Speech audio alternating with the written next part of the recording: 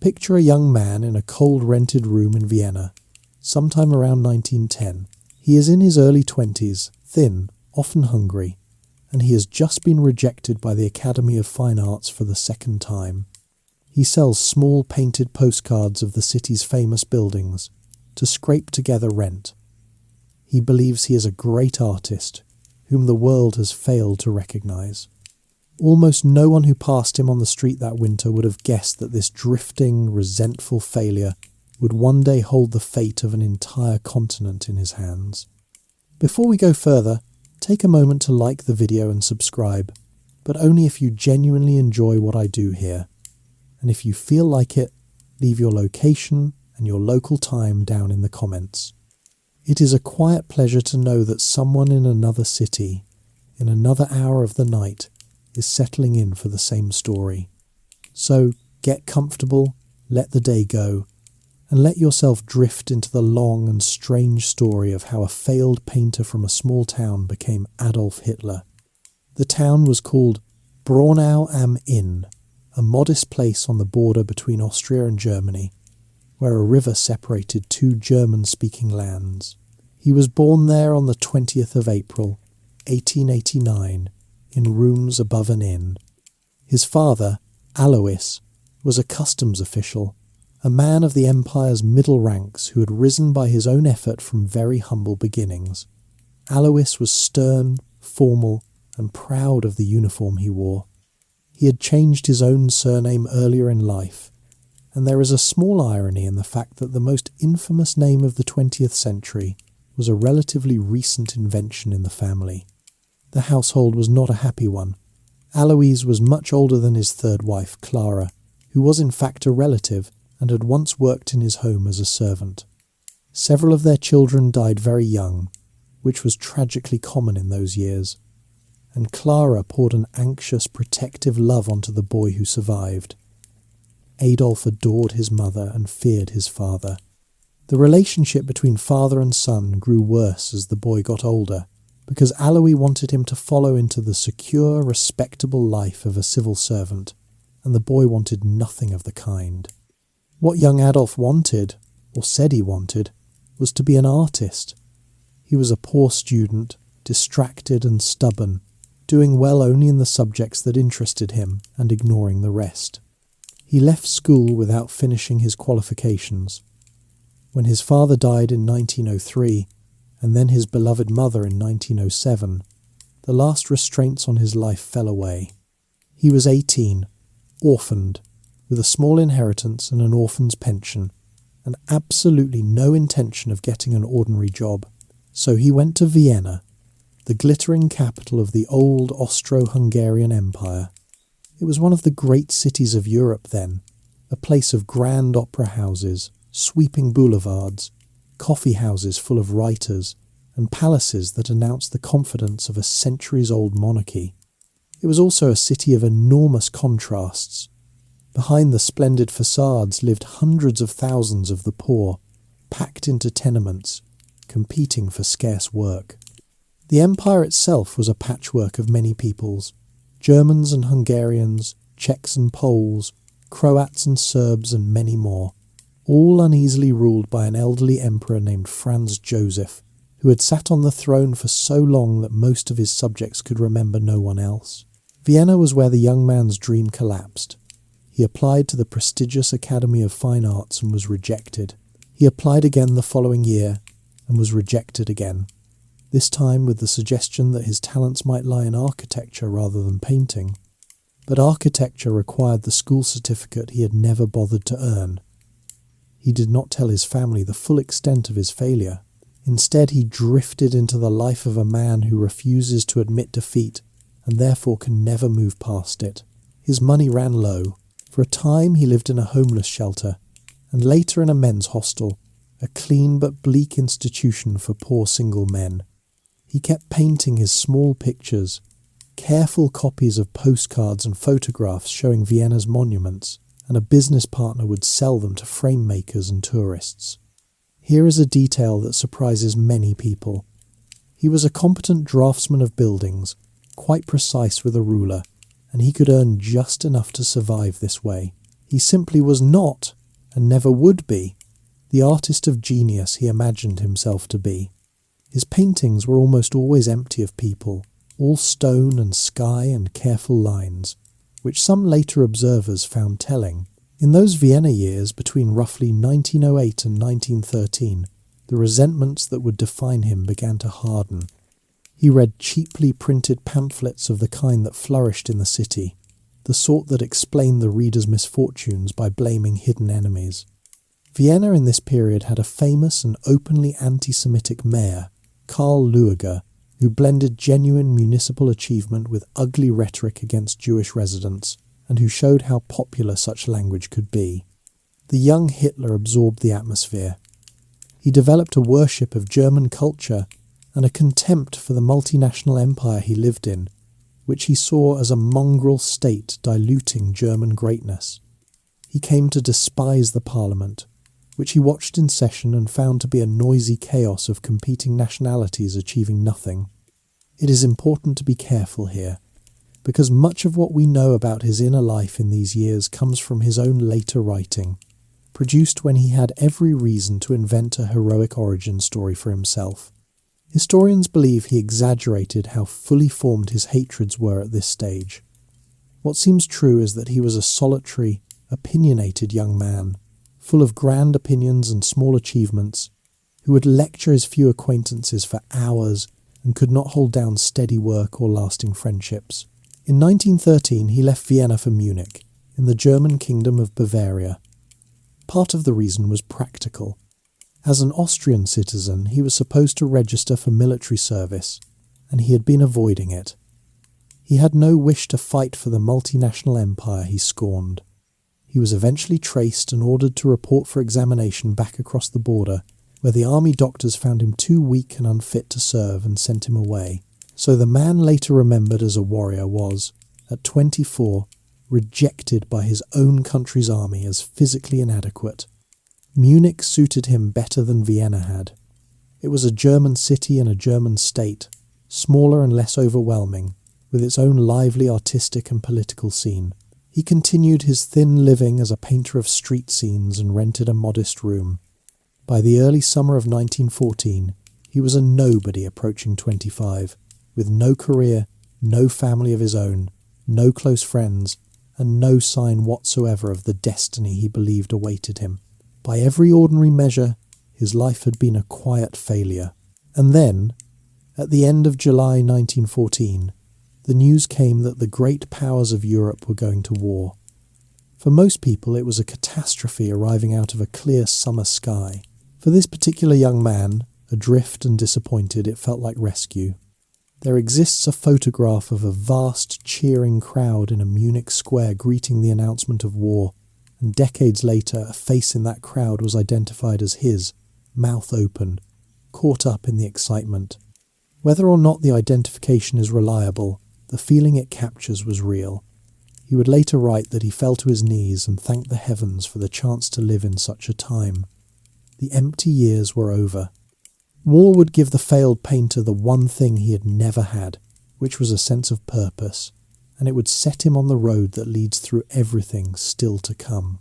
The war that thrilled him needed soldiers, and he wasted no time. Within days of the fighting beginning, he petitioned the Bavarian king for permission to enlist in a Bavarian regiment, even though he was an Austrian citizen. In the rush and confusion of those first weeks, the paperwork was apparently never checked closely, and so the man rejected months earlier as unfit was now accepted into the German army. He joined an infantry regiment, went through a few weeks of hurried training, and by October of 1914 he was on a train heading for the front in Belgium. The war he had imagined and the war he found were not the same thing. The bright vision of glory met the reality of the Western Front almost immediately. His regiment was thrown into the fighting around Ypres, and in a matter of days it was shattered. Of the roughly 3,000 men in his unit, the great majority were killed, wounded, or captured within their first engagements. He survived, which in those years was partly a matter of luck, and the experience seems to have steadied rather than broken him. Many men were destroyed by the trenches. He oddly found his footing there. His job for most of the war was that of a regimental dispatch runner.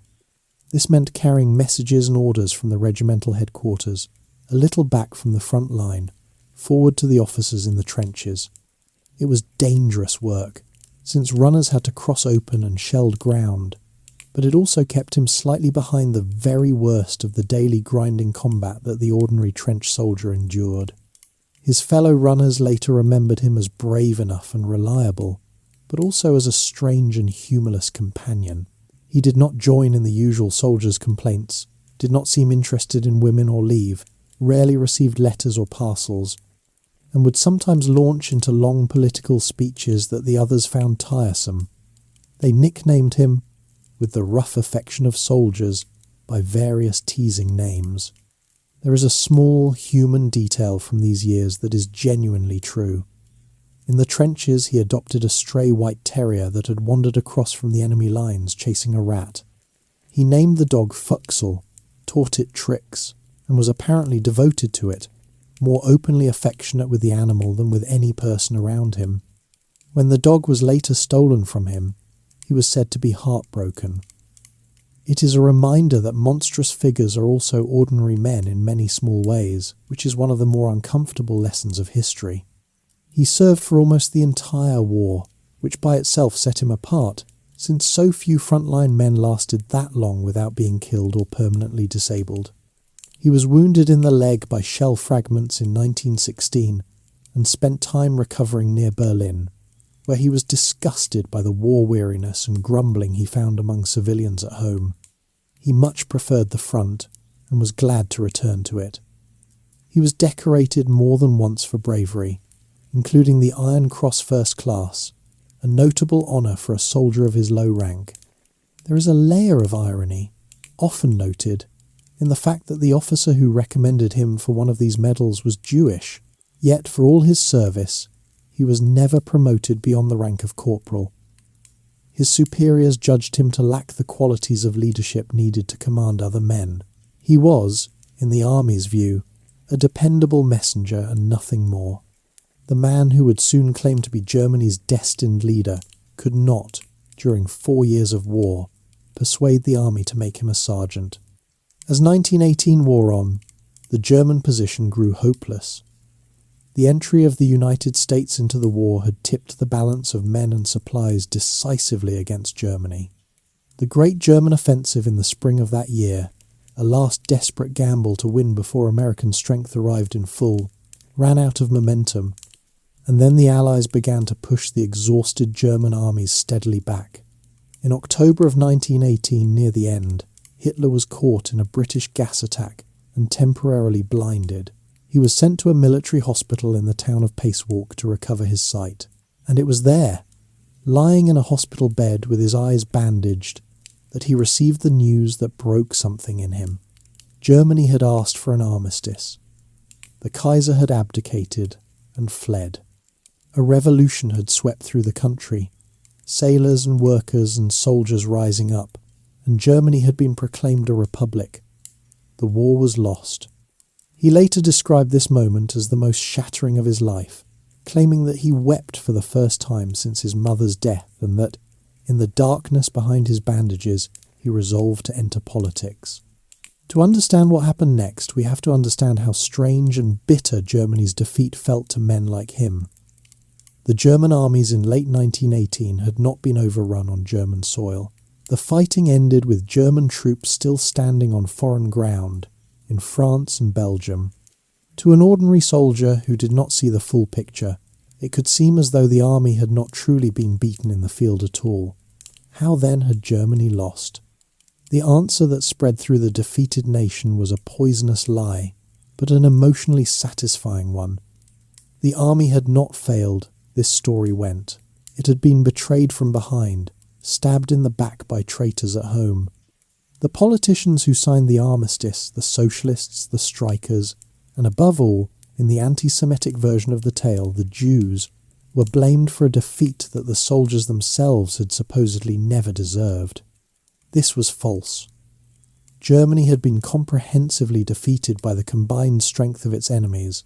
Its own military leadership had told the government the war could not be won. and it was those same generals who had urged that the armistice be sought. But truth and comfort are different things, and a humiliated people reach for comfort. The stab-in-the-back myth would poison German politics for the next 15 years, and no one would exploit it more ruthlessly than the corporal recovering in the hospital at Pacewalk. The Germany he returned to in late 1918 was a country falling apart. The old order had vanished almost overnight. The empire was gone, the monarchy was gone, and a fragile new republic was being born into chaos. In the streets of Berlin and Munich and other cities, armed groups fought one another. On one side stood revolutionaries inspired by the recent communist revolution in Russia, who hoped to bring the same upheaval to Germany. On the other stood conservative and nationalist forces, including bands of demobilized soldiers who could not adjust to peace and who hired themselves out to crush the left. Food was short, money was losing its value, and millions of men were coming home from the front to a country that seemed to have no place for them. Hitler was one of those men. With no home, no trade, and no family, he clung to the army for as long as he could, because the army still fed and housed him. He stayed in uniform in Munich through this turbulent period. Munich itself went through a brief and violent experiment when radical socialists declared a short-lived revolutionary republic in Bavaria in the spring of 1919, only to have it crushed within weeks by government troops and nationalist volunteers with considerable bloodshed. Hitler's exact behaviour during these confusing weeks is hard to pin down, and he later told it in whatever way served him best. What matters is that when the dust settled, the army in Munich found a use for him. The military authorities were anxious about the spread of revolutionary ideas among the soldiers, and they wanted reliable men who could be trained to give political lectures and to keep an eye on the dangerous new parties springing up everywhere. Someone noticed that the strange, intense corporal had a real gift, the one talent that had been hiding all his life. When he spoke to a room, people listened. He could hold a crowd. The army sent him to a short course on politics and propaganda, and then gave him a small assignment that would change everything. They told him to go and observe a tiny, obscure political group, to find out whether it was a threat, a group that called itself the German Workers' Party, a small party in a back room.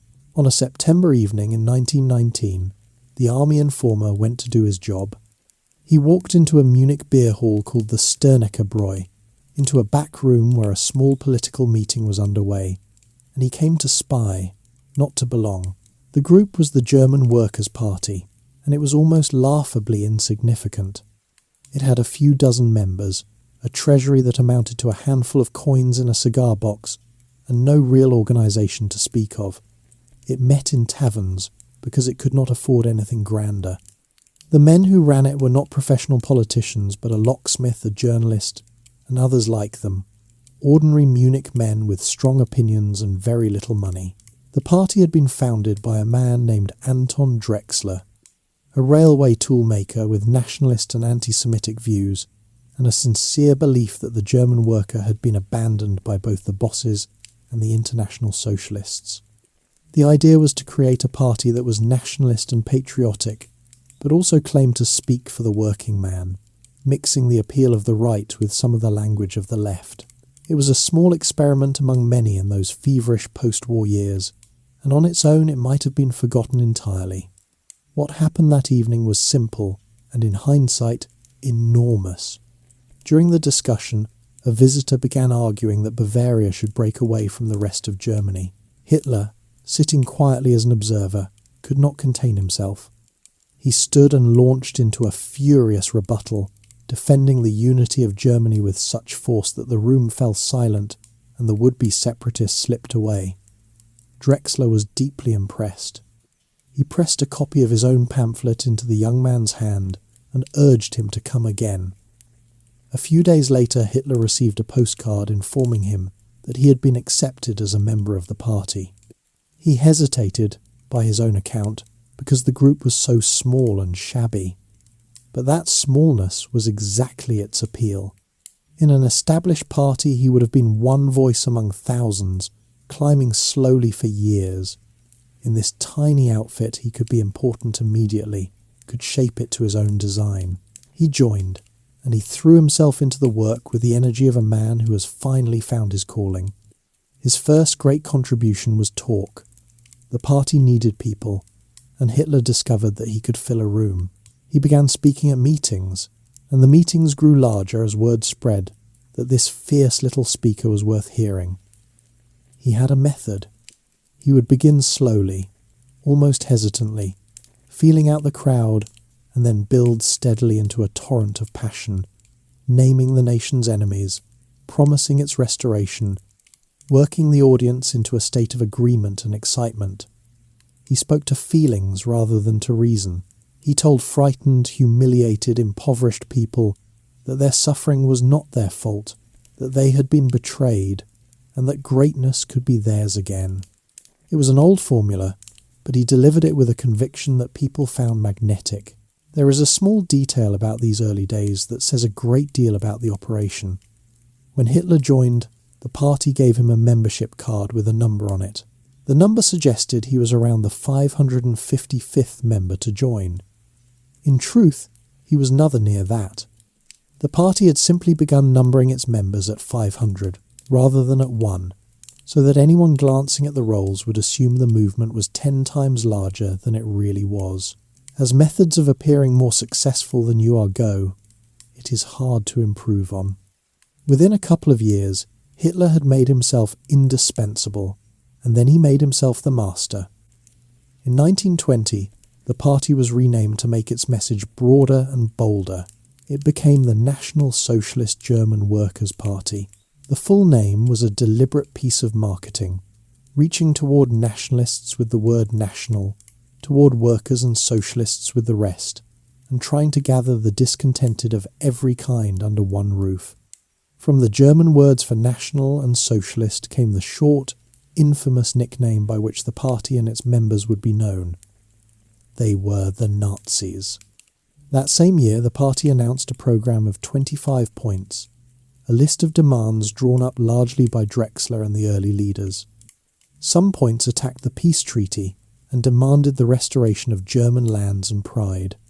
Some made vague promises to ordinary workers and farmers, attacking large department stores and profiteers, and several were openly and viciously aimed at Jewish Germans, demanding that they be stripped of citizenship and rights. The programme was a jumble, part genuine grievance, part empty bait, part hatred, and Hitler would later treat most of it as unalterable scripture while quietly ignoring whichever parts became inconvenient. He also understood, far better than his colleagues, the importance of symbols and spectacle. He pushed the party to adopt a striking emblem, a black hooked cross, the swastika, set in a white circle on a red background. The swastika was an ancient symbol found in many cultures around the world, but Hitler seized it and bound it forever to his movement. The colours were chosen to echo the old imperial flag, while signalling something new and aggressive. He grasped that a political movement needed to be seen as well as heard, that uniforms and banners and marching columns could make a small party look like a force of destiny.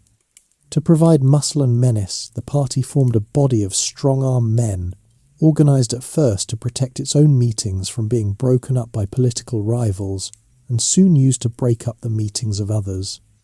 These were the stormtroopers, known by their initials in German as the SA, and they wore brown shirts that gave them their other common name. They were drawn heavily from former soldiers and rootless young men who missed the comradeship and violence of the war, and found a new outlet in street brawling. Among the figures who helped build this paramilitary wing was a tough, scarred army captain named Ernst Röhm, who had access to weapons and to networks of ex-soldiers, and who would remain entangled with Hitler's fortunes for years to come. Hitler gathered other useful people around him as well. There was Dietrich Eckart, an older writer and heavy drinker with anti-Semitic obsessions, who polished Hitler's rough manners, introduced him to wealthy and influential people in Munich society, and treated him as a promising protégé. There were figures who brought money, social connection, or organisational skill. The movement remained small by national standards, but in the particular hothouse of Munich, with its disgruntled veterans, its frightened middle class, and its tolerant local authorities who rather liked these patriotic young men, the Nazi Party grew into a noticeable local force. The decisive change in the party's nature came in 1921. Hitler had become its star attraction, the reason people filled the halls, and he knew it. When other leaders, including Drexler, considered merging the party with a rival group, which would have diluted Hitler's influence, he reacted with cold calculation. He threatened to resign, knowing the party could not survive losing its best speaker and chief drawer. The other leaders gave in completely. Rather than simply staying, Hitler demanded and received near total control of the party, the position of chairman with sweeping powers, free of the committees and votes that had governed it before. Drexler, the founder, was eased aside into a meaningless honorary role and faded from importance. So within 2 years, the army's anonymous informer had not merely joined the group he was sent to watch. He had taken it over entirely and remade it in his own image, complete with its symbol, its private army, its message of grievance and hatred, and its single commanding voice. The party now operated on a principle that would define everything to come, which was that all authority flowed from the leader and that loyalty was owed to him personally rather than to any program or committee. By 1922, Hitler was a genuine local celebrity in Bavaria, drawing crowds in the thousands, feared and admired in equal measure, and like many men who have risen quickly and tasted their own power, he began to overestimate it. He looked at the weakness of the national government, at the anger boiling across Germany, and he started to believe that the moment had come not just to grow a party, but to seize a country. The night the beer hall erupted. The year 1923 was the year Germany came apart at the seams, and Hitler decided it was the year to strike. To understand his recklessness, you have to picture the state of the country. Germany was supposed to be paying enormous reparations to the victors of the war, and when it fell behind on payments, French and Belgian troops marched into the Ruhr, the great industrial heartland, to seize the goods directly. The German government called on workers there to resist by refusing to cooperate, and then printed money to support them. The result was a financial disaster almost beyond belief. The German currency, the mark, collapsed into worthlessness. Prices doubled, then doubled again, and then doubled in the space of hours. A loaf of bread that cost a few marks at the start of the year cost billions by the autumn. People were paid twice a day and rushed to spend their wages before the money lost value by evening. Workers carried their pay home in wheelbarrows and suitcases. Savings built over a lifetime evaporated. The middle class, the careful, respectable people who had trusted in banks and bonds and pensions, were ruined, and they were furious.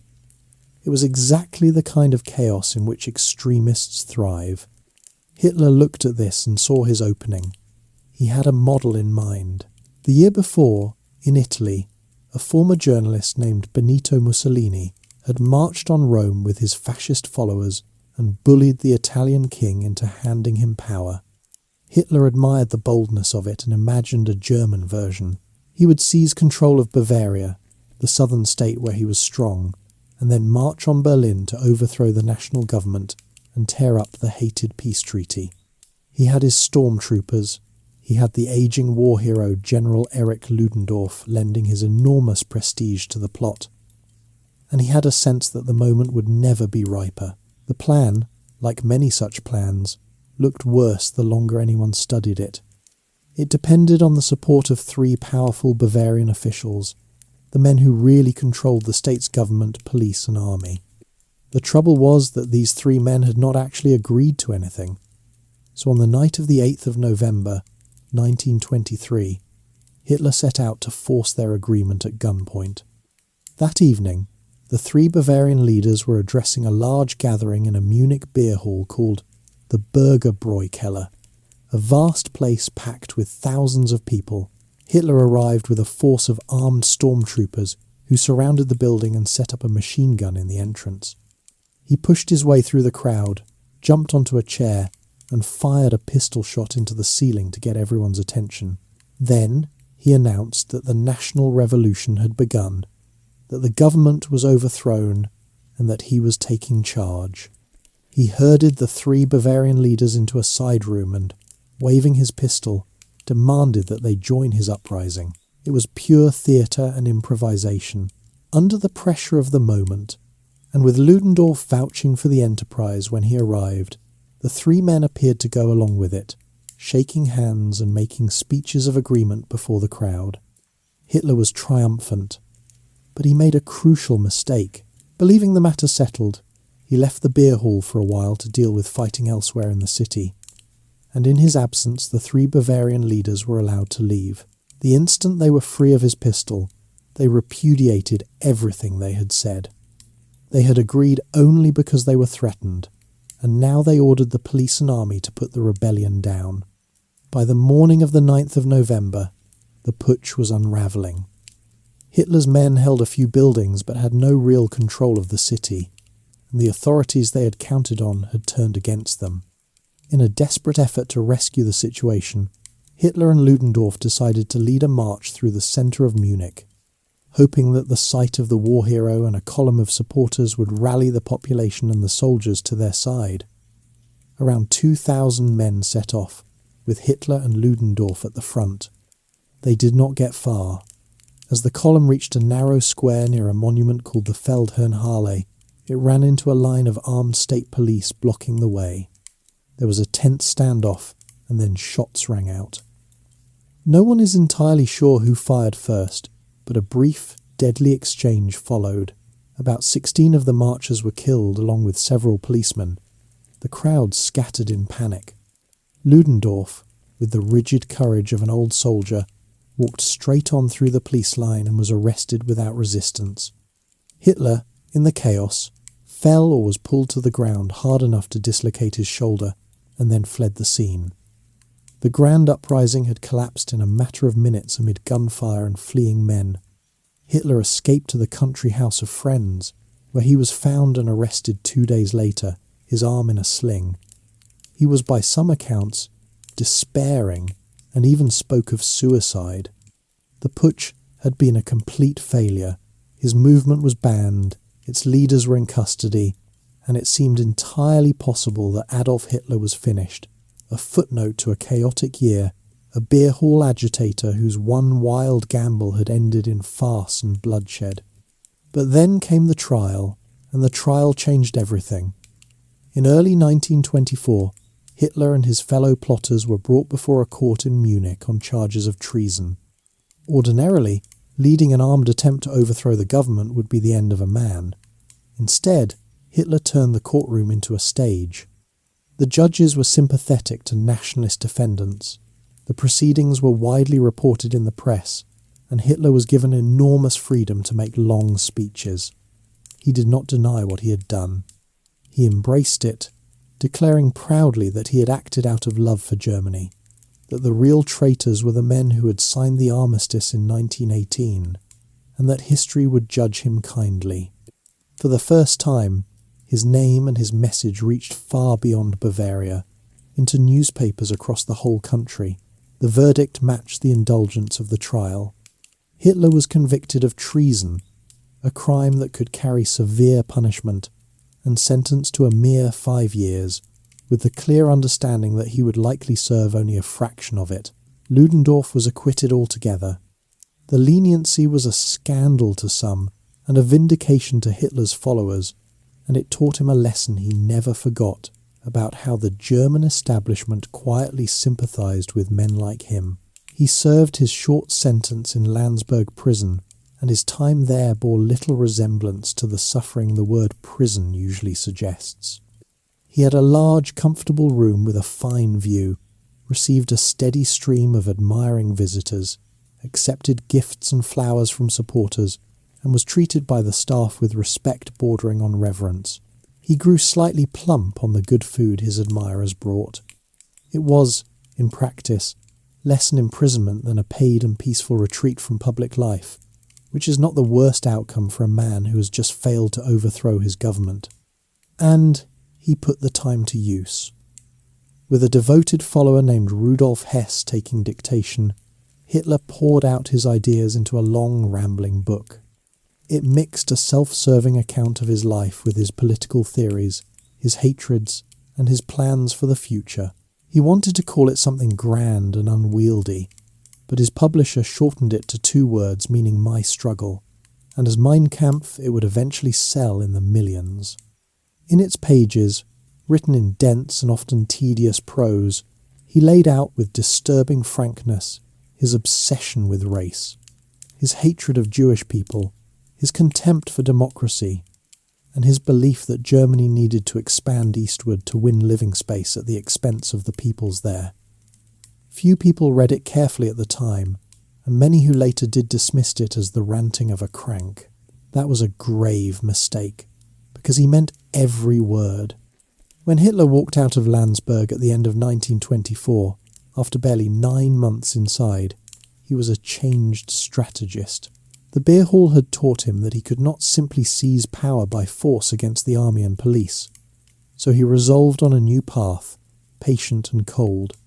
He would take power legally, by winning elections and wearing the mask of respectability, and then destroy democracy from within once it had handed him the keys. Patience in the wilderness. The Germany that Hitler emerged into at the end of 1924 was no longer the desperate, collapsing country he had tried to topple a year before. While he sat in his comfortable cell, the crisis had passed. A new and capable foreign minister named Gustav Stresemann had brought stability. The ruinous currency had been replaced with a sound one, ending the madness of the inflation almost overnight. An agreement with the Americans, known as the Dawes Plan, restructured the reparations and brought a flood of American loans into Germany. Factories reopened, wages recovered, and the wheelbarrows of worthless money became a bad memory. The years that followed, from roughly 1924 to 1929, are sometimes called the golden years of the Weimar Republic, the name given to Germany's democracy after the town where its constitution was written. For Hitler, this prosperity was a disaster. His entire appeal depended on misery, fear, and rage, and now Germans had less of all 3. A man who promises to rescue you from catastrophe has little to offer when the catastrophe has receded. The crowds that had once filled the beer halls drifted away to enjoy the good times. Weimar Germany in these years became one of the most creative places in the world. Berlin blazed with nightlife, cabaret, jazz, and experimental theatre. German cinema produced masterpieces. German science led the world, and architects and artists invented new styles that would influence the whole century. It was an open, lively, modern society, and in such a society the angry little party of grievance looked like a relic of an unhappy past. When Hitler refounded the party in February of 1925, he therefore faced a long, unglamorous task. The movement had been banned and scattered after the putsch, and he had to rebuild it almost from nothing. Worse, several German states, alarmed by his courtroom performance, banned him from speaking in public, in some cases for years. The greatest weapon he possessed, his voice before a crowd, was taken from him in much of the country. A lesser man might have given up. Hitler treated the setback as a reason to build something more durable than a single speaker. He spent the lean years constructing a real political machine. He divided Germany into regions, each headed by a regional leader, a Gauleiter, who answered directly to him. He insisted that every part of the party be bound by absolute loyalty to one man, himself, a principle that came to be known as the leader principle, the idea that the leader's will was the highest law and that orders flowed downward without question.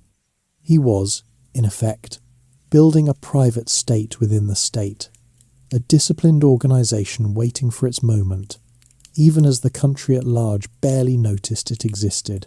It was during this period that some of the figures who would later become notorious rose to prominence around him. The most important new arrival was Joseph Goebbels, a small, intense, university-educated man with a clubfoot and a doctorate in literature, who possessed a genius for propaganda that nearly matched Hitler's own gift for speech.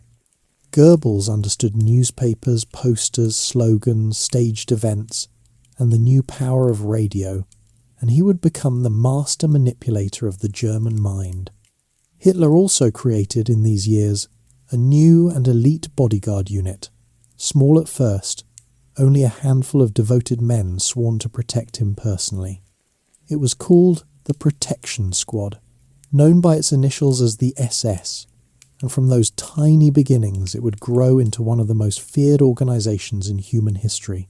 The rebuilding was not without internal conflict. Some members in the north of Germany took the socialist part of National Socialism seriously and wanted the party to lean genuinely toward the working class and against big business and property. Their leaders, the brothers Gregor and Otto Strasser, built a strong following in the industrial north.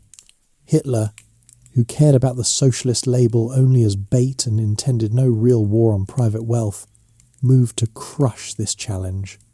At a meeting of party leaders in the town of Bamberg in 1926, he overwhelmed the dissenters with hours of speech and the sheer force of his authority, reasserting that he alone defined what the party believed. The clever young Goebbels, who had been drifting toward the Strasser camp, switched his loyalty entirely to Hitler after watching this performance, and was rewarded with the prize post of party leader in Berlin. Throughout this time, Hitler was also carefully constructing himself as a public figure, an image as much as a man. He worked with a photographer named Heinrich Hoffmann, who became his personal cameraman and one of his few genuine friends. There is a revealing detail from these years. Hitler had himself photographed in private while he rehearsed the dramatic gestures and poses he used in his speeches, studying the images afterward to perfect his performance the way an actor reviews himself. He then ordered the embarrassing rehearsal photographs destroyed, though some survived, showing the supposed force of nature carefully practicing how to wave his arms. The spontaneous fury that audiences found so overwhelming was, to a large degree, a routine he had drilled. The party did contest elections during the golden years, and the results were humiliating. In the national election of 1928, the Nazis won under 3% of the vote, and a mere 12 seats in the parliament out of nearly 500. They were a fringe group, smaller than half a dozen other parties, the kind of outfit that respectable people regarded as a noisy nuisance rather than a serious threat. Many observers assumed the movement had peaked during the chaos of the early 20s and was now in permanent decline, fading as the Republic found its feet. Yet beneath the surface, Hitler was achieving something the election numbers did not show. He was building organisation, discipline, and reach. The party planted local branches in towns and villages across the country, including in rural areas and small towns that the larger parties often neglected. It created associations for every kind of person, groups for students, for women, for teachers, for doctors, for the young. The Hitler Youth was organised to capture boys and shape them from childhood. The stormtroopers were rebuilt and grew steadily.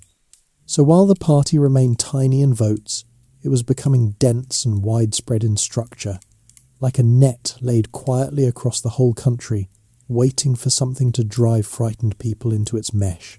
Hitler himself lived in a strange in-between state during these years, half celebrity and half failure. He was famous enough to attract devoted followers and wealthy patrons who funded his comfortable lifestyle, including a fine apartment in Munich and time spent in the mountains of Bavaria, where he was beginning to build the retreat that would later become famous. But he held no office, commanded no real power, and led a party that the nation as a whole dismissed. He spent his days giving speeches where he was allowed, meeting supporters, dictating articles, and waiting. Above all, waiting. For Hitler understood something about the prosperity around him that most Germans preferred not to think about. The golden years rested on a fragile foundation. The recovery was floated largely on short-term American loans, money that could be called back at any time. The reparations still hung over the country. The democracy itself was widely disliked, blamed by many for the humiliation of 1918 and the suffering of the early 20s. defended with enthusiasm by relatively few. It was a republic that many Germans tolerated only as long as it delivered comfort, and would abandon the instant comfort vanished. Stresemann, the gifted statesman who held much of this fragile structure together, died of a stroke in October of 1929, exhausted and only 51 years old. He was, by many accounts, the one figure with the skill and standing to steer Germany safely, and his death left the Republic without its ablest pilot at the worst possible moment. For within weeks of his passing, on the other side of the Atlantic, the American stock market crashed in the disaster of October 1929, and the calamity that followed would race across the ocean and tear the floor out from under the golden years. The patient years in the wilderness were ending. The crisis Hitler had been waiting for, the misery on which his entire movement fed, was about to return on a scale that dwarfed anything Germany had yet seen. And this time, the disciplined machine he had spent 5 quiet years constructing would be ready to feed on it. The gift of catastrophe. The Great Depression reached Germany with terrible speed, because Germany's recovery had been built on borrowed American money, and now the Americans wanted their money back. As the crisis spread out from the United States, the short-term loans that had floated the golden years were called in. German banks failed. Businesses collapsed. Factories closed their gates. The export trade that the country depended on dried up as customers everywhere stopped buying, and the workers were thrown out into the streets in numbers that climbed and climbed until they became almost unimaginable. By the depths of the slump, around the start of 1933, roughly 6 million Germans were unemployed, and the true figure of those without proper work was higher still. In a country of around 65 million people, that meant that nearly every family was touched, that 1 in 3 of the workforce had no job. Men who had recently been skilled and proud stood idle on street corners or queued for thin charity. Savings vanished a second time, less than a decade after the first ruin. Hunger and despair returned, and with them returned the conditions in which Hitler had always thrived. The catastrophe he had waited for through 5 patient years had arrived, and it was bigger than anything he could have hoped for. The democratic government proved unable to cope. The political parties of the centre and the moderate left could not agree on how to respond. Some wanted to spend money to relieve the suffering. Others insisted on cutting spending to balance the books, and the coalition that governed the country fell apart over the question in 1930. From that point on, Germany was no longer really governed by its parliament at all. Instead, the elderly president, the war hero Field Marshal Paul von Hindenburg, began to rule through emergency decrees, using a clause in the constitution that allowed the president to issue laws by his own signature in a crisis, bypassing the deadlocked parliament entirely. This is worth pausing on, because it is often forgotten. German democracy did not die when Hitler took power. It had already been quietly set aside by respectable conservatives well before he arrived. For 3 years before Hitler became Chancellor, the country was run largely by presidential decree rather than by elected majorities. The Constitution's emergency provisions stretched to cover ordinary governing. The men who did this believed they were saving Germany from chaos. In practice, they were teaching the nation that strong rule by one man at the top was normal, which is a curious way to defend a republic. Into this paralysis stepped Hitler's well-built machine. When the government called an election in September of 1930, the Nazis ran a furious, modern campaign, blanketing the country with posters and rallies and speeches that blamed the democratic politicians, the peace treaty, and the Jews for every misfortune, while promising work, bread, and the restoration of German pride. The result stunned everyone. The Nazi vote leaped from under 3% to over 18%. The party went from 12 seats to 107, becoming overnight the second largest party in the German parliament. The fringe group of beer halls and street brawls had vaulted into the national arena. From there the rise grew steeper and faster. The deeper the depression cut, the more votes flowed to the extremes, both to Hitler on the right and to the communists on the left, while the moderate parties in the middle were squeezed and shrank.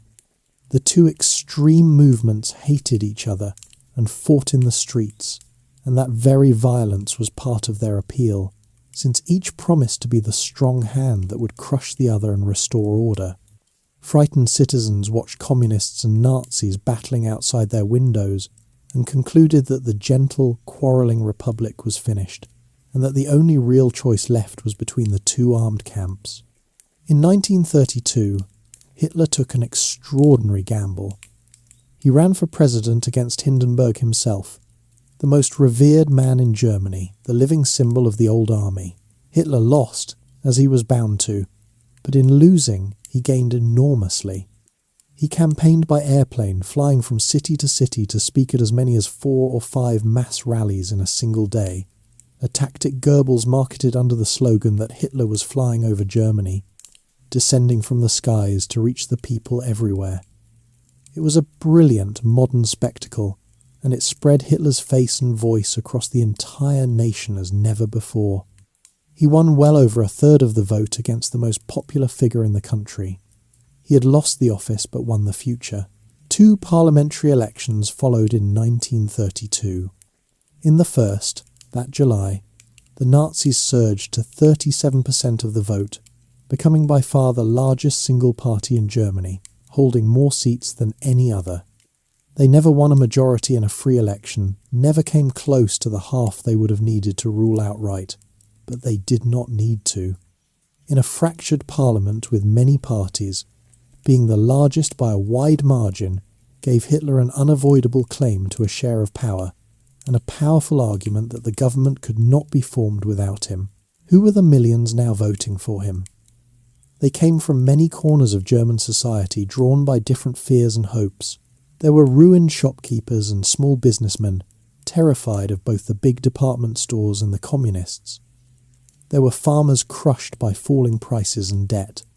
There were civil servants and office workers, the anxious middle class, afraid of sliding into the poverty they saw all around them, and horrified by the thought of a communist revolution that would seize their modest property. There were young people with no jobs and no prospects, who found purpose and excitement in the marching columns and the sense of belonging to something powerful. There were veterans who had never made peace with the defeat of 1918. The Nazis won less support among devout Catholics and among committed industrial workers loyal to the older socialist and communist parties, but across much of Protestant Germany and the middle classes, the movement swept forward. It is important to be clear about what these people were choosing and what they thought they were choosing.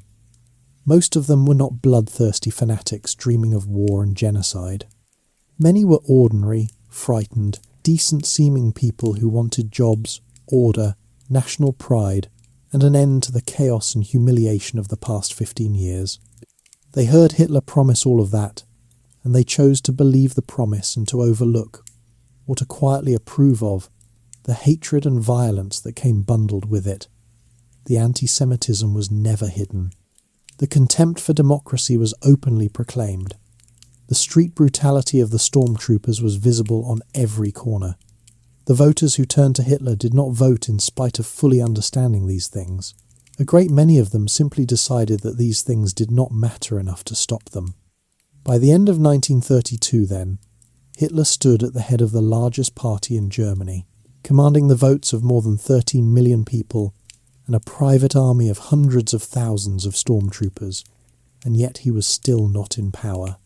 President Hindenburg, an aristocratic old soldier, personally despised the upstart corporal and refused to make him chancellor, the head of government. Hindenburg referred to him with contempt as the bohemian corporal and would not for a long time hand him the office he demanded. So a strange standoff developed. Hitler had the votes but not the office. The conservative politicians around Hindenburg had the office but not the votes, no popular following to match the Nazi millions, and they kept failing to govern the broken country. In fact, by late 1932, the Nazi vote actually dipped slightly in another election that November, and the party's finances were strained from constant campaigning. There were quiet hopes among Hitler's opponents that the wave had finally crested and would now recede. It was at this exact moment, with Hitler powerful but stalled and his enemies sensing he might be weakening, that a small group of ambitious conservative politicians made the most catastrophic miscalculation of the 20th century. They looked at the dangerous demagogue with the millions of followers, and instead of holding him out of power, they decided they could use him. They believed they could hand him the office of Chancellor, surround him with their own respectable men, and control him like a tame attraction. They were about to learn how wrong they were, handed the keys. The men who handed Hitler power were not Nazis. They were aristocrats and conservatives who looked down on him, and that is what makes the story so chilling. The central schemer was a smooth, vain politician named Franz von Papen, who had himself briefly been Chancellor and had been pushed out of the job. Bitter at his rival, the current Chancellor Kurt von Schleicher, and hungry to return to power, Papen hit upon a plan. He would form a government with Hitler, using the Nazis' huge popular following to give the Conservatives a majority at last, while keeping the real power in his own hands and those of his fellow aristocrats. The arrangement Papen proposed seemed, on paper, to favour the Conservatives. Hitler would be made Chancellor, yes, but the cabinet around him would be filled with Conservative ministers, with only a couple of Nazis besides Hitler himself. Papen would be Vice-Chancellor and would stand beside the President at all times.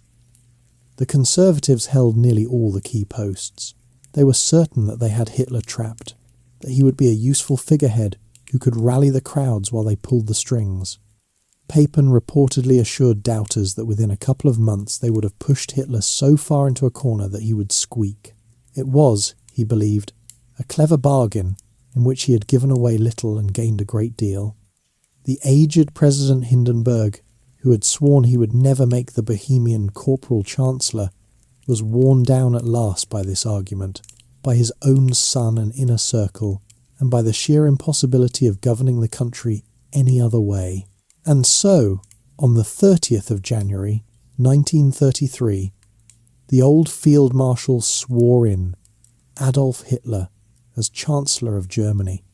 The failed painter, the rejected art student, the wartime corporal whom the army would not promote, the beer hall agitator who had been imprisoned for treason, now stood at the head of the German government.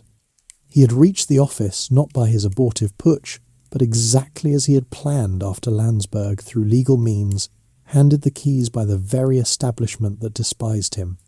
That night, columns of stormtroopers marched through Berlin in a vast torchlight procession, tens of thousands of men carrying flames through the heart of the capital in celebration. Hitler watched from a window of the Chancellery, and the spectacle announced to the city and the world that something new and forceful had arrived. To his conservative partners, it was a triumphant evening on which they believed they had captured a useful beast. In truth, the beast had captured them. What followed over the next 6 months was one of the swiftest destructions of a democracy in modern history, carried out largely within the framework of the law. Hitler had no intention of being anyone's puppet. He understood power far better than the smug aristocrats around him, and he moved with speed and ruthlessness while they were still congratulating themselves.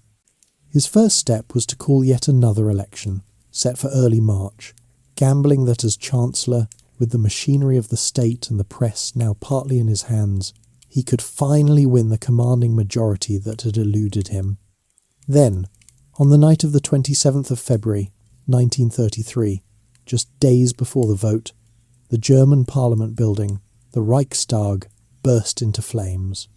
The great chamber was gutted by fire. A young Dutch radical named Marinus van der Lubbe was found at the scene and arrested, and he claimed to have set the blaze himself as a protest. Historians have argued ever since about whether he truly acted alone, or whether others were involved, and the question has never been fully settled. But for Hitler, the cause of the fire mattered far less than the use he could make of it. He immediately declared that the fire was the opening signal of a communist uprising, a plot to seize the country by violence, and that only ruthless action could save Germany. The very next day, he persuaded the old president to sign an emergency decree, using those same powers that had been stretched for years before.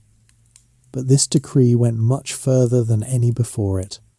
At a stroke, it suspended the basic civil liberties guaranteed by the Constitution: freedom of speech, freedom of the press, freedom of assembly, the privacy of mail and telephone, protection from arbitrary arrest. All of it was simply swept away.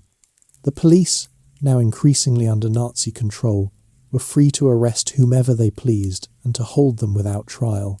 Across Germany, the stormtroopers and police rounded up thousands of communists, socialists and other opponents and threw them into hastily prepared detention camps. The first of the concentration camps that would become a permanent and monstrous feature of the regime. The election held in this atmosphere of terror in early March was not free in any meaningful sense. With the opposition press shut down, its leaders jailed or in hiding, and stormtroopers patrolling the streets. And yet, even with all the intimidation and all the power of the state behind him, Hitler's party still did not win an outright majority of the vote. The Nazis took around 44%. The German people, even under these conditions, did not freely give Hitler a majority. He would have to take the rest by force and fraud. His next move was the decisive one, the act that legally ended the Republic. Hitler demanded that the newly elected parliament pass a law, grandly titled "A Law to Remedy the Distress of the People and the Nation," which became known simply as the Enabling Act. Its content was breathtaking. It would give the Chancellor and his cabinet the power to make laws on their own, without the parliament and without the president, for 4 years. It would, in effect, allow Hitler to rule by decree as a dictator, all with a stamp of legality. To change the constitution this way required a 2/3 majority in the parliament, far more than the Nazis held even with their conservative allies. So Hitler manufactured one. The communist deputies had already been arrested or driven into hiding under the fire decree, so their seats were simply emptied. On the day of the vote, the chamber was ringed and filled with armed stormtroopers who chanted threats and made the danger of opposition perfectly clear. Most of the remaining parties, including the large Catholic Centre Party, were pressured, frightened, and persuaded with empty promises into voting yes. Only the Social Democrats, the party of the moderate left, found the courage to vote against, their leader rising to deliver a brave and dignified speech of defiance even as the stormtroopers jeered, declaring that they could take freedom and life from the Social Democrats, but not their honour. It was a noble gesture, and it was futile. On the 23rd of March, 1933, the Enabling Act passed by the required margin. It was the rare occasion on which a parliament voted, by a comfortable majority, to make itself unnecessary. With that single law, German democracy was finished. Hitler no longer needed the parliament, the president, or anyone else. He could now make any law he wished by his own authority, and he used this power at once to demolish every remaining source of independent power in the country, a process the Nazis called bringing into line, which meant forcing every institution into conformity with the regime. The independent state governments were taken over and brought under central Nazi control. The trade unions, which might have organised resistance among workers, were abolished in May, their offices seized, their leaders arrested, and their members herded into a single Nazi-run labour organisation. Then, one by one, every other political party was either banned or pressured into dissolving itself. The Social Democrats were outlawed. Even Hitler's conservative partners, who had thought they were the masters, found their own party dissolved. By July of 1933, a law was passed declaring the Nazi Party the only legal political party in all of Germany. In barely 6 months, Hitler had transformed himself from the leader of one party among many in a democracy into the dictator of a one-party state. He had done it largely through legal forms, exploiting the constitution's weaknesses the fear of communism, and the cowardice and miscalculation of his opponents. Papen and his friends, who had been so certain they would control him, now found themselves powerless spectators. The man they had meant to tame had instead, calmly and methodically, swallowed the entire German state whole. Building the cage, Hitler now ruled Germany, but a threat to his power remained, and it came from inside his own movement. The stormtroopers, the brown-shirted street fighters who had brawled their way through the rise to power, had swollen into an enormous force of several million men, far larger than the regular German army. Their leader, the rough old soldier Ernst Röhm, was one of the few men who still addressed Hitler with the familiar informality of an old comrade, and he had ambitions that alarmed everyone above him. Röhm spoke of a second revolution, a deeper social upheaval that the cautious Hitler had no intention of unleashing. Worse, Röhm wanted his millions of stormtroopers to absorb and replace the professional army, with himself at the head of the combined force. This put Hitler in a difficult position.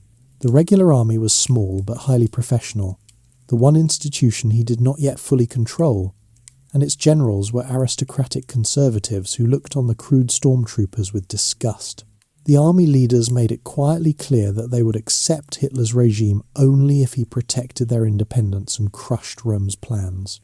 Hitler needed the army, with its expertise and its weapons, far more than he needed the unruly mob of brownshirts.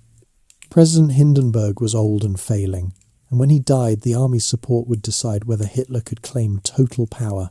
So Hitler chose the army, and he chose to destroy his oldest fighting comrades to keep it. The blow fell at the end of June 1934, in a bloody purge later called the Night of the Long Knives. Over a few days, squads of the black-uniformed SS, the elite force that had grown out of Hitler's bodyguard and was now led by the cold, methodical Heinrich Himmler, fanned out across Germany with lists of names. They arrested and shot the leaders of the stormtroopers. Röhm himself was seized at a lakeside resort, imprisoned, and then murdered in his cell when he refused to take his own life. But the purge went far beyond the stormtroopers. Hitler and his men used the moment to settle every old score, killing political opponents who had nothing to do with Röhm. The former Chancellor Kurt von Schleicher was shot dead in his home along with his wife. Gregor Strasser, the party rival from the lean years, was murdered. Conservatives, critics and inconvenient figures were killed across the country, perhaps 85 or more, though the true number was likely higher. It was naked, lawless mass murder, the head of government ordering the killing of citizens without trial, and the regime did not hide it.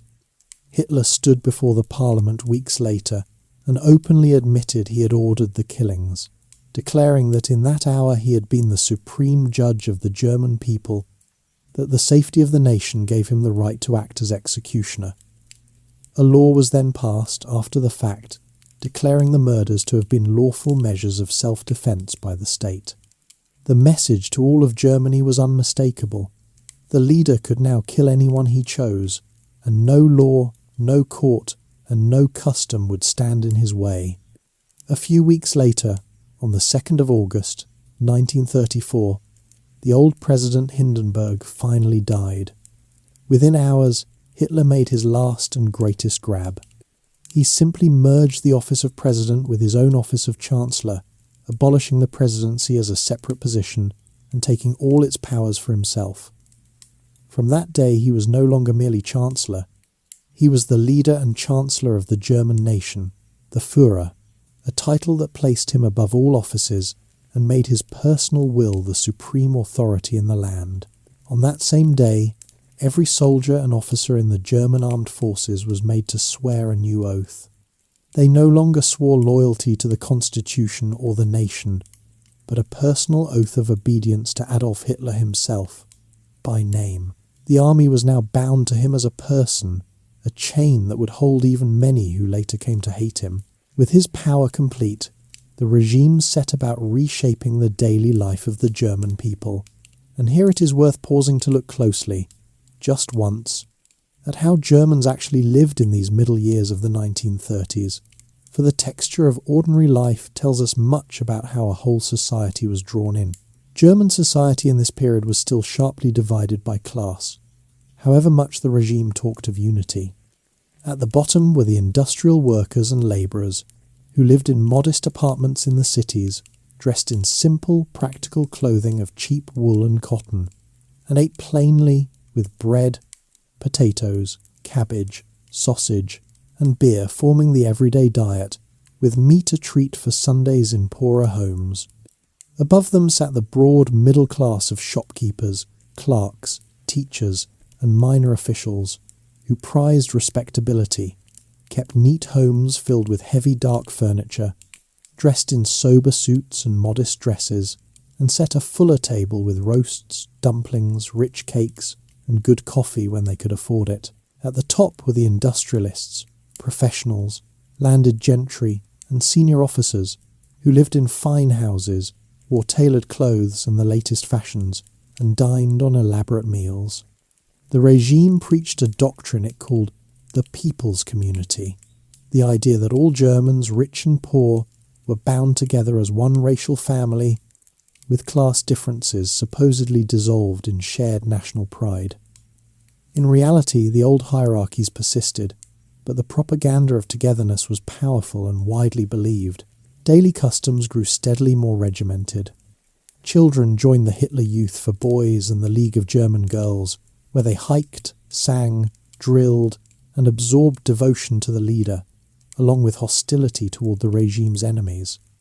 Women were urged out of the workplace and back into the home, praised for raising large families of healthy children, their proper sphere summed up in the regime's slogan of children, kitchen, and church. The straight-armed salute and the greeting Hail Hitler became compulsory in countless settings, woven into shopkeeping, schooling, and office life until refusing it marked a person as suspect. Loudspeakers carried the leader's voice into squares and workplaces, and the cheap radios the regime promoted carried propaganda into the home. There was also, for many ordinary Germans, real and visible improvement, and this is part of why the regime won genuine popularity in these years. Unemployment, which had stood at 6 million, fell dramatically as the government poured money into public works, including the building of the famous network of fast highways, the autobahns, and above all, into secret and then open rearmament. A man who had stood idle on a street corner in 1932 often had steady work by 1936, and he tended to credit the leader for it. The regime created a leisure organisation called Strength Through Joy, which offered workers cheap holidays, cruises, concerts and sporting events that had once been the privileges of the rich, and these were enormously popular. It was this same organisation that promised ordinary Germans an affordable family car, a simple, sturdy people's car designed to put motoring within reach of the working man. Hundreds of thousands of Germans dutifully paid into a savings scheme, week after week, sticking stamps into little books to earn the car they had been promised. Here is the part that is rarely mentioned.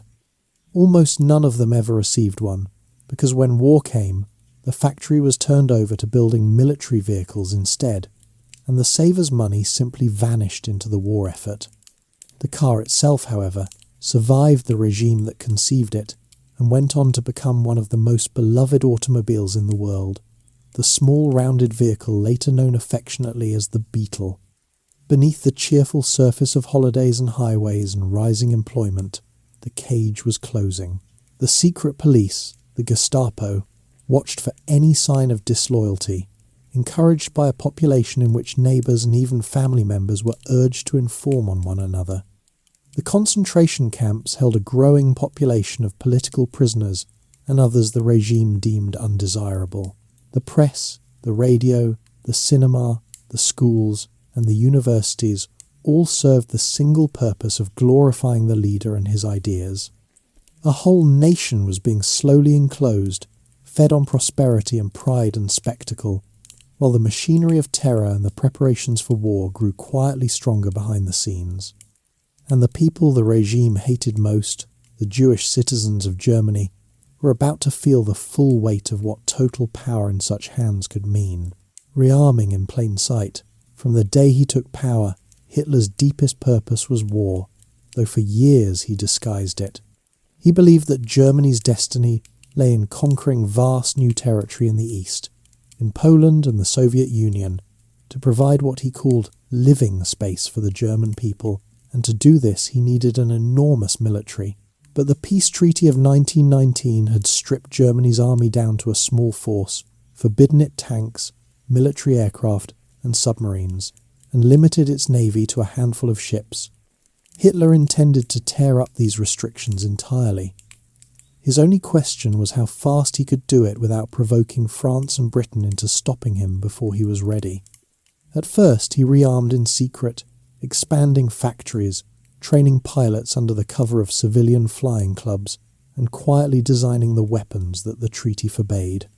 Then, as he gauged the weakness and reluctance of the other powers, he grew bolder and began breaking the treaty openly. In 1935 he announced that Germany would reintroduce conscription, building a mass army far larger than the treaty allowed, and that it possessed a new air force, the Luftwaffe, which the treaty had banned outright. These were flagrant violations, and France and Britain protested, but they did nothing to enforce the treaty. Britain even signed a separate agreement with Germany that same year permitting it to build a substantial navy, in effect blessing the very rearmament the treaty was meant to prevent. This reaction, or rather this lack of reaction, taught Hitler a lesson he would apply again and again. The victors of the last war were exhausted by it, terrified of repeating its slaughter, and divided among themselves. They would protest, they would negotiate, but they would not fight to stop him. So he grew steadily more daring. In March of 1936, he made his boldest gamble yet. He sent German troops marching back into the Rhineland, the strip of German territory along the French border that the treaty had ordered kept free of soldiers as a protection for France. It was an enormous bluff. The German army was still weak, and its commanders were terrified, with secret orders to retreat at once if the French moved against them. Had France marched, the small German force would have scrambled back across the river in humiliation, and Hitler's prestige might never have recovered. But France, paralysed by indecision and unwilling to act without Britain, did nothing. The Germans stayed. It was, Hitler later admitted, the most nerve-wracking period of his life, and his triumph convinced him more than ever that the Western democracies would always blink first. That same year Germany hosted the Olympic Games in Berlin, and the regime used them as a vast propaganda show, presenting a clean, orderly, peaceful and welcoming face to the visiting world. The anti-Semitic signs were temporarily taken down, the persecution briefly softened for the cameras, and many foreign visitors went home impressed by what they had seen, reassured that the alarming stories about the regime must have been exaggerated. It was a carefully staged deception, and it worked on a great many people, for behind that polished face, the persecution of Germany's Jewish citizens was growing steadily crueler. From the very start, the regime had attacked Jewish Germans with boycotts of their shops, with their dismissal from government jobs, the universities and the professions, and with relentless propaganda portraying them as the source of every evil. Then, in 1935, the regime passed a set of laws, announced at a party rally in the city of Nuremberg, that gave the hatred the full force of the state. These Nuremberg laws stripped Jewish Germans of their citizenship, reducing them to subjects without political rights, and forbade marriage or relationships between Jews and other Germans, treating them as a separate and lesser race under the law.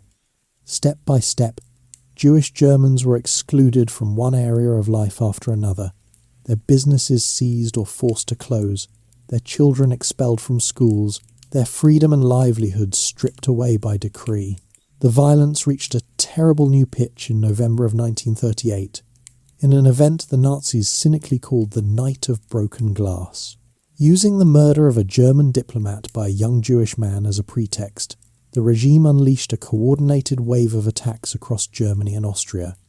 Synagogues were burned, Thousands of Jewish-owned shops were smashed and looted, homes were ransacked, scores of Jews were murdered outright, and tens of thousands of Jewish men were arrested and dragged off to concentration camps.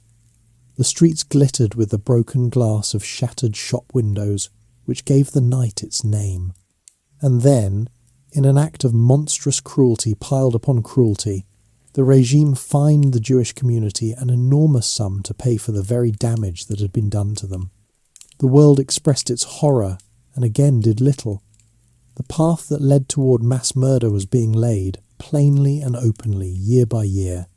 Abroad, Hitler was assembling allies and testing his weapons. He drew close to Mussolini's Italy, and the two dictatorships formed a partnership that came to be called the Axis. When a civil war broke out in Spain, Hitler sent aircraft and men to support the right-wing rebels under General Francisco Franco, using the conflict as a training ground for his new air force and a chance to test the terrible new tactic of bombing cities from the sky. Most infamously in the destruction of the town of Guernica, the democracies once more stood aside. Then, in 1938, Hitler began to expand Germany's borders directly. His first target was his own homeland, Austria. For years, Nazi agitation had stirred up trouble there, and now Hitler pressured and threatened the Austrian government until, in March of that year, German troops marched across the border to be greeted by cheering crowds. Austria was simply absorbed into the German Reich, an annexation the Nazis called the Union. Hitler returned in triumph to Vienna, the city that had once rejected the failed art student and left him to sell painted postcards from a homeless shelter, and now he entered it as the conquering master of a greater Germany. The democracies protested and accepted it. His next target was Czechoslovakia, a democratic country to Germany's southeast that contained, along its border with Germany, a region called the Sudetenland, where many ethnic Germans lived. Hitler demanded that this region be handed over to Germany, and he brought Europe to the brink of war over it in the autumn of 1938, massing his armies and threatening to take it by force. It was at this moment that the policy of trying to satisfy Hitler's demands in order to avoid war, the policy known as appeasement, reached its climax. The British Prime Minister, Neville Chamberlain, a sincere man desperate to prevent another bloodbath like the last war, flew to meet Hitler and, together with France and Italy, agreed at a conference in Munich to hand the Sudetenland to Germany, without even consulting the Czechs whose country was being carved up. Chamberlain returned to London waving the signed agreement and declaring that he had secured peace for our time. Crowds cheered him. The terrible war seemed to have been averted by a reasonable compromise. It was not a compromise. It was a surrender, and it bought not peace but a few months. Hitler had promised that the Sudetenland was his last territorial demand in Europe. In March of 1939, less than 6 months later, his armies marched in and seized the rest of Czechoslovakia, breaking every promise he had made at Munich and swallowing a whole independent nation that had no German population to justify it. This was the moment the scales finally fell from the eyes of Britain and France. Until now, Hitler could claim he was only undoing the injustices of the peace treaty and uniting German peoples. But taking the Czech lands revealed the truth, that his appetite was for conquest without limit, and that no agreement with him was worth the paper it was signed on. At last the democracies began, too late, to prepare for war. Britain and France guaranteed the independence of Poland, which everyone could see was Hitler's next target, warning that an attack on Poland would mean war with them. Hitler did not believe they would honour the threat, since they had backed down so many times before. He was busy securing his rear with a stunning diplomatic stroke, and he had every intention of taking Poland next by whatever means it required. The years of easy victories. Before he struck at Poland, Hitler astonished the world with an act of breathtaking cynicism. For years he had presented himself as the great enemy of communism, the bulwark protecting Europe from the Soviet Union, and his hatred of Bolshevism was woven through every speech. Yet in August of 1939, his foreign minister flew to Moscow and signed a pact with Joseph Stalin, the Soviet dictator he claimed to despise. On its surface, it was merely an agreement that the two countries would not attack each other. But attached to it was a secret protocol in which the two dictators coldly divided the lands between them, agreeing to carve up Poland and to mark out which other countries of Eastern Europe each would be free to seize. The two great enemies had become partners in plunder. The pact freed Hitler from his greatest fear, a war on two fronts, since with the Soviet Union neutralized he could attack Poland without worrying about Russia, and could deal with Britain and France without Stalin at his back. With that done, the last restraint was gone. In the early hours of the 1st of September 1939, German forces poured across the Polish border from 3 directions, and German aircraft struck Polish cities and airfields. The Second World War had begun. Britain and France, true to their pledge at last, declared war on Germany 2 days later, on the 3rd of September. Hitler had not expected them to actually fight over Poland, and the declaration reportedly left him grim and silent for a moment. But the campaign itself unfolded with terrifying speed. The world now saw, for the first time, the new German way of war, which came to be called Lightning War, or Blitzkrieg. Instead of the slow, grinding trench fighting of the last war, the Germans used fast columns of tanks, supported by aircraft that smashed the enemy from above, and by motorized infantry that poured through the gaps, driving deep and fast to encircle and shatter the defenders before they could organize. The Polish army fought bravely but was overwhelmed within weeks. And in the middle of September, as agreed in the secret pact, the Soviet Union invaded Poland from the east, so that the country was crushed between the two giants and divided between them. Just as the dictators had planned, Poland disappeared from the map, and the long nightmare of its occupation began. After the fall of Poland, there came a strange, quiet pause of several months, sometimes called the Phony War, in which Britain and France, now formally at war with Germany, did little actual fighting in the West while everyone prepared. Then, in the spring of 1940, Hitler struck again, and the easy victories resumed. In April, his forces seized Denmark in a single day and then conquered Norway, securing his northern flank and his access to crucial Swedish iron ore. In May came the main blow, the attack in the West that the French and British had been dreading for months.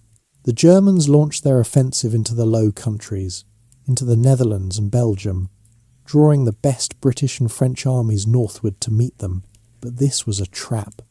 The main weight of the German tank forces drove through the hilly, forested region of the Ardennes, country that the French generals had believed was too difficult for tanks, and had therefore left lightly defended. The German armour burst out of the forest, crossed the river Meuse, and raced toward the sea, cutting clean across the rear of the Allied armies that had advanced into Belgium. In a matter of days, the finest Allied forces were trapped against the coast, encircled and in danger of total destruction. What followed was the famous evacuation from the beaches of Dunkirk, where, over a remarkable week, an improvised fleet of warships and small civilian boats carried more than 300,000 British and French soldiers across the Channel to England, snatching the trapped army from capture, even as it left behind nearly all its equipment. It was a deliverance, but it was also a defeat, an army saved by fleeing. With the British gone and the French armies broken, the rest of France collapsed with shocking speed. German troops entered Paris in mid-June without a fight, the French government having fled and declared the city open to spare it from destruction. France surrendered, and Hitler reached for a moment of personal revenge that revealed the bitter heart of the whole enterprise. He insisted that the French sign their surrender in the very same railway carriage, brought specially to the very same clearing in the forest of Compiègne, where Germany had been forced to sign its humiliating armistice in 1918. He sat in the same seat the Allied commander had occupied then, listened to the terms being read, and then walked out, leaving his subordinates to finish the ceremony, his point made. Outside, a newsreel camera caught him in a small, jaunty movement of his leg, a little hop of glee, an image that was edited and exaggerated abroad into a triumphant dance, but which captured something true about his satisfaction. The defeat of 1918, the wound that had set his whole life in motion, had been avenged. He toured the conquered city of Paris in the early morning as a tourist of his own triumph, visiting the monuments and the tomb of Napoleon, and then he went home to the greatest acclaim of his life. This was the summit. In the summer of 1940, Adolf Hitler stood as the master of the European continent. He had conquered or dominated most of it in less than a year, from Norway to the Pyrenees, at a cost in German lives that seemed astonishingly low compared with the slaughter of the previous war. Austria and Czechoslovakia were absorbed. Poland was crushed and partitioned. Denmark, Norway, the Netherlands, Belgium, and France were beaten and occupied or made to submit. His old enemies were defeated or driven from the continent. His allies looked on in admiration. At home he was worshipped as the greatest military genius in German history, the man who had wiped away the shame of the past and made Germany supreme. Even generals who had privately doubted him were silenced by the sheer scale of his success. And this is precisely where the seeds of his destruction took root, in the very completeness of his triumph. The string of easy victories convinced Hitler, and convinced much of the German people, that he possessed an almost supernatural genius for war, that his instincts were never wrong, that he could not be beaten. He came to trust his own judgment above that of all his trained generals, to regard caution as cowardice and doubt as treason. An empire, it has been observed, can be undone by its own good fortune, and Hitler's fortune had been so great that it robbed him of the one thing a conqueror most needs, which is the ability to know his own limits. His luck was not in fact unbroken, though he chose not to learn from the crack that appeared in it. Only Britain remained in the war against him, alone, led now by the defiant Winston Churchill, who had replaced Chamberlain and who refused every suggestion of making peace. To force Britain out, Hitler needed to invade across the Channel, and to invade, he first needed to destroy the Royal Air Force and win control of the skies. So through the late summer and autumn of 1940, the German Air Force fought the British in the long aerial campaign known as the Battle of Britain. And for the first time, Hitler's forces met an enemy they could not beat. The British fighter pilots, aided by radar and fighting over their own soil, inflicted losses the Luftwaffe could not sustain. The Germans switched to bombing British cities night after night in the terror campaign called the Blitz, killing many thousands of civilians, but they broke neither the Air Force nor the will of the British people. By the autumn, the planned invasion of Britain was quietly postponed, and then shelved indefinitely. It was his first clear failure, and it left an unconquered enemy at his back. Rather than absorb the meaning of that failure, Hitler turned his restless attention away from the stubborn island and back toward the goal that had obsessed him since the 1920s. He looked east, toward the vast lands of the Soviet Union, toward the living space he had always craved, and the communist enemy he had only pretended to befriend. And he began to plan the largest military operation in the history of the world, the invasion that would prove to be the greatest mistake of his life, the road that swallowed armies. On the 22nd of June, 1941, Hitler broke his pact with Stalin and hurled his armies against the Soviet Union.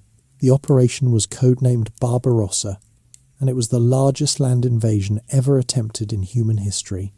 More than 3 million German and Allied soldiers, with thousands of tanks and aircraft, surged across a front stretching over 1,000 miles, from the Baltic in the north to the Black Sea in the south. Hitler expected the whole vast Soviet state to collapse within months, perhaps weeks, telling his generals that they had only to kick in the door and the whole rotten structure would come crashing down. At first it seemed he was right. The Soviet forces, badly led after Stalin had murdered many of his own best officers in earlier purges, and caught by surprise despite many warnings, were torn apart in the opening months. The German armies drove deep into Soviet territory, surrounding and capturing Soviet soldiers in numbers almost beyond comprehension, hundreds of thousands at a time, millions over the course of the summer and autumn. They advanced toward the great cities, toward Leningrad in the north, Moscow in the centre, and the resources of the south. To the watching world, it looked as though the Soviet Union might indeed be destroyed before the year was out. But the country was simply too vast, the distances too immense, and the Soviet people too numerous and too determined to be beaten by a single summer's campaign. The German supply lines stretched until they snapped. The Soviets fell back, trading enormous spaces for time, moving entire factories eastward beyond the reach of the invaders, and raising fresh armies even as old ones were destroyed. And then, as autumn turned the Russian roads to deep mud and winter came on, the German advance ground to a halt before Moscow in the bitter cold of December 1941. Here lay one of the more remarkable oversights of the entire war. So certain had Hitler been of a swift victory that his soldiers had been sent to conquer the largest country on earth without proper winter clothing, on the assumption that it would all be over before the snow fell. The army that had planned to seize Russia had somehow neglected to plan for it being cold. Men froze at their posts, weapons jammed in the frost, and the Soviets, far better prepared for their own winter, launched a counterattack that threw the Germans back from the gates of the capital. The legend of German invincibility had been broken on the Russian snow. That same fateful December brought another disaster of Hitler's own making. Far away in the Pacific, Germany's ally Japan attacked the United States at Pearl Harbor, bringing America into the war against Japan. Hitler was under no obligation to involve himself in a quarrel on the other side of the world. Yet a few days later, in a decision that still puzzles historians for its recklessness, he chose to declare war on the United States himself, adding the greatest industrial power on earth to the list of his enemies, while his armies were freezing outside Moscow, and Britain remained undefeated at his back. He had now arrayed against Germany the combined might of the Soviet Union, the British Empire, and the United States, the very coalition that would in time grind his regime to dust. It was in the occupied lands of the East, behind the advancing armies, that the regime's deepest evil now unfolded in full. From the beginning of the invasion, special killing squads followed the troops into Soviet territory, with orders to murder Jewish people, communist officials, and others, and they shot men, women, and children by the hundreds of thousands at the edges of pits and ravines across the occupied lands. This was mass murder on an industrial scale, and yet to the men directing it the shooting was too slow and too visible, so the regime moved toward a more systematic and mechanized method of killing. In January of 1942, senior officials gathered at a villa near Berlin, at a place called Wannsee, to coordinate what they coldly named the final solution to the Jewish question, the plan to murder every Jewish person within their reach across the whole of Europe. What followed was the genocide we call the Holocaust.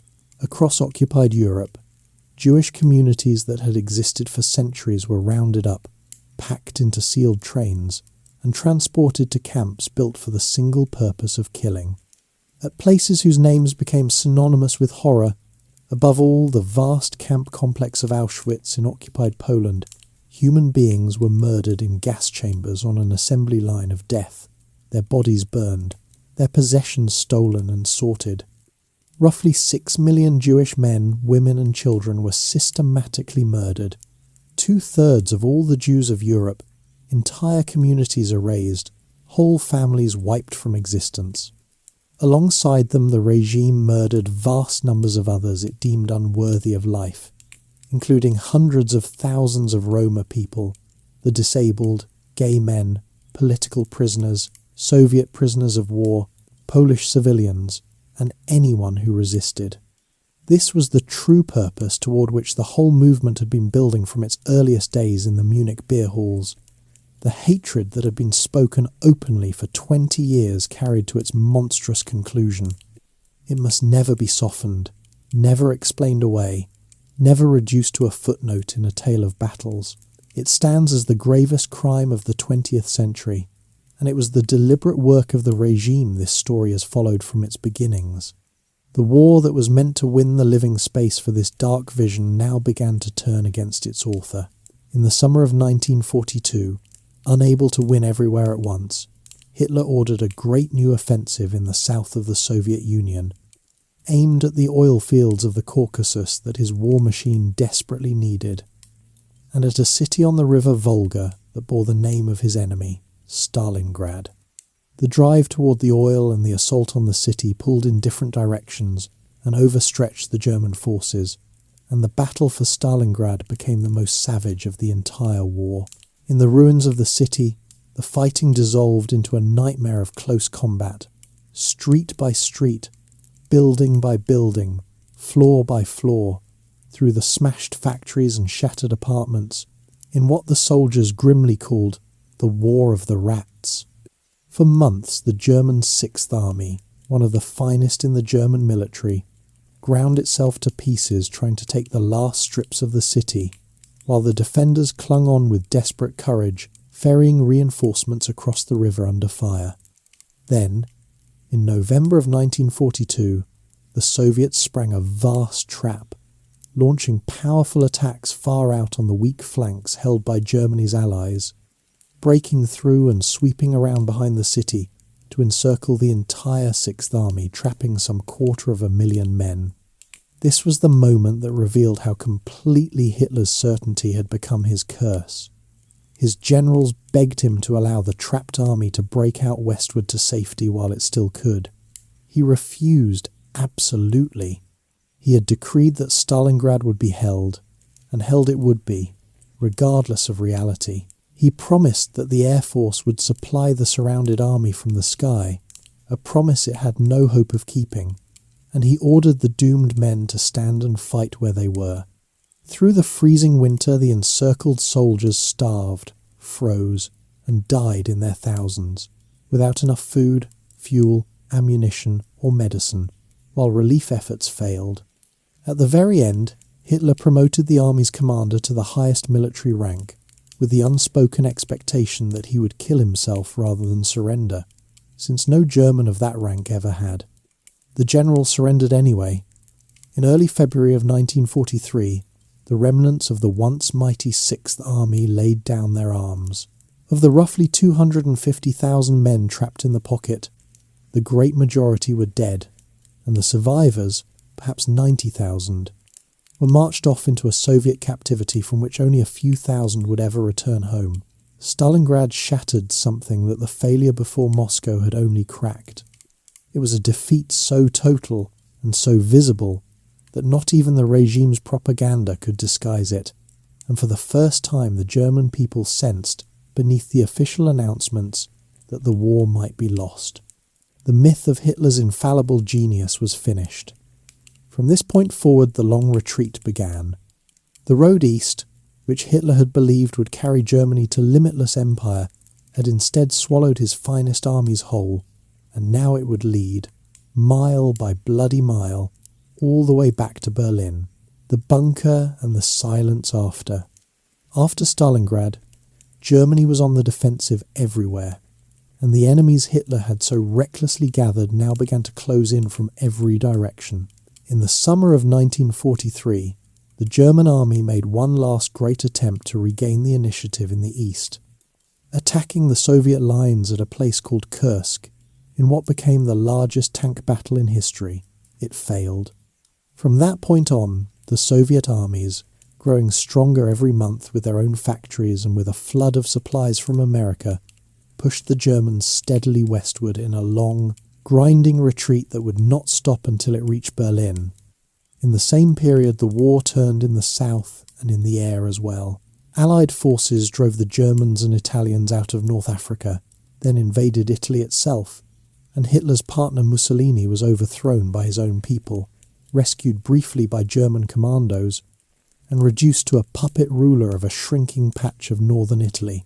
Meanwhile, British and American bombers pounded German cities night and day in a campaign of mounting destruction, reducing the great cities to rubble and killing hundreds of thousands of civilians, while German industry strained to keep the war machine supplied under the falling bombs. Then came the blow in the west that Hitler had long feared. On the 6th of June, 1944, a day remembered as D-Day, the largest seaborne invasion ever mounted, landed British, American, Canadian, and other Allied troops on the beaches of Normandy in occupied France. After hard fighting to establish themselves, the Allies broke out from the beaches, swept across France, and liberated Paris in August. Now Germany faced powerful enemies advancing from both east and west at once, exactly the two-front war that German strategists had dreaded for generations, the very trap Hitler had once schemed so hard to avoid.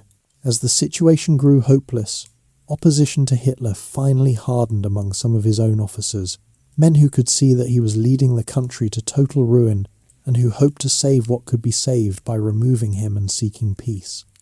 On the 20th of July, 1944, a colonel named Claus von Stauffenberg carried a briefcase containing a bomb into a meeting at Hitler's eastern headquarters, placed it near the leader, and slipped away. The bomb exploded, killing and wounding several men in the room, but Hitler, shielded by chance, the heavy table leg, and the placement of the briefcase, survived with only minor injuries. His revenge was savage. The plot was crushed, and thousands of suspected opponents were arrested, tortured, and executed, many of them after humiliating show trials, others forced to take their own lives. Whatever chance Germany had of ending the war by removing its leader died with the conspirators. The man who emerged from the assassination attempt was a wreck of the figure who had conquered Europe 4 years before. He was prematurely aged, stooped, with a trembling left hand and a shuffling walk, his body shaking from an illness that may have been Parkinson's disease, his health further wrecked by the strange mixtures of drugs his personal doctor injected into him daily. He grew ever more detached from reality, ever more suspicious, ever more prone to blaming his generals, his soldiers, and finally the German people themselves for the disasters his own decisions had caused. He launched one last desperate offensive in the West in the winter of 1944, a surprise attack through the Ardennes that briefly bulged into the Allied lines and gave the battle its name, but it spent the last German reserves for nothing and was thrown back, hastening the end. By the early spring of 1945, Germany was being overrun. The Allied armies crossed the Rhine into the German heartland from the west, and the Soviet armies, vast and vengeful after all they had suffered, smashed into Germany from the east and drove toward the capital. Hitler had by now retreated into an underground shelter, a bunker built deep beneath the garden of the Chancellery in the centre of Berlin, a cramped warren of concrete rooms lit by electric light, sealed away from the daylight and from the truth. There, in his final weeks, he presided over a fantasy. He moved armies on his maps that no longer existed, issued orders to units that had already been destroyed, and waited for rescues that would never come, raging at the betrayal he saw all around him. When told that the situation was hopeless, he declared that the German people had proven themselves weak and unworthy of him, and deserved to perish. The man who had claimed to love Germany above all things ended by wishing its destruction because it had failed to win him his war. As the Soviet shells began to fall on the streets above the bunker, and Soviet soldiers fought their way block by block toward the Chancellery, Hitler made his final arrangements. In the small hours of the 29th of April, 1945, he married his longtime companion Eva Braun, who had chosen to come to the bunker to die with him. He dictated his last will and a final political statement, in which, even at the very end, with his country in ruins and millions dead, he blamed the Jews for the war and urged his followers to continue the struggle against them. There was no remorse, no reckoning, only the same hatred he had carried since the streets of Vienna. On the afternoon of the 30th of April, 1945, with the enemy only streets away, Adolf Hitler and Eva Braun went into his private quarters and took their own lives, he by gunshot, she by poison. On his orders, their bodies were carried up to the garden, soaked in gasoline, and burned, so that the man who had been worshipped by millions would not be put on display by his conquerors. He was 56 years old.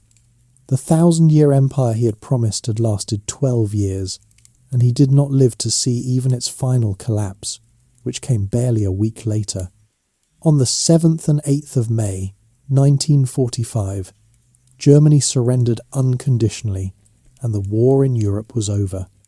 Mussolini, his fellow dictator, had been caught and shot by Italian partisans only 2 days before Hitler's death, his body strung up in a square in Milan.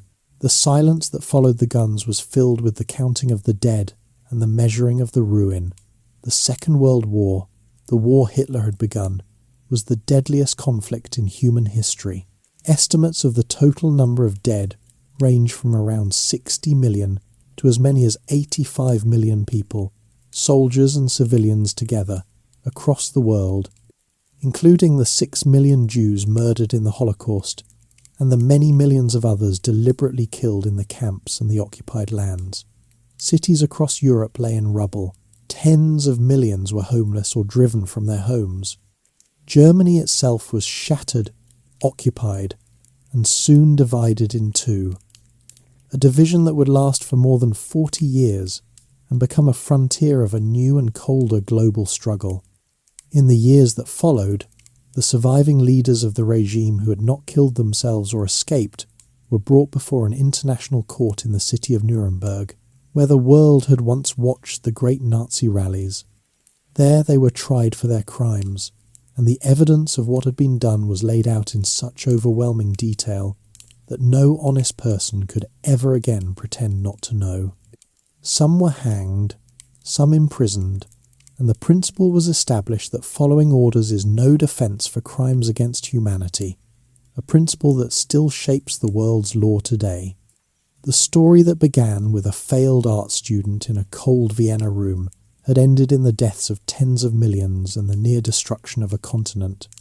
It is a story studied more closely than almost any other, not because it is unique in its hatred, for hatred is sadly common, but because it shows with terrible clarity how a modern, educated, civilized nation could be led, step by step, through fear and grievance and the surrender of its freedoms into the service of monstrous ends. The men who handed Hitler power thought they could control him. The people who voted for him thought he would bring only jobs and pride. The world that watched him rise thought each new aggression would be his last. Every one of them was wrong, and the cost of their errors is the reason the whole story is remembered and retold and held up as a warning that the worst can happen and that ordinary people, looking away at the wrong moments, can let it. And that brings our long story to its close. If you are still awake, there is another video already waiting for you on the screen, whenever you are ready to carry on. If you enjoyed this one, feel free to like and subscribe, or to leave a thought down in the comments below. But for now, there is nothing left to do and nowhere you need to be. So let your body relax, settle into where you are lying, and let your eyes close. The story is over, and rest is all that is left. Sleep well, and sweet dreams.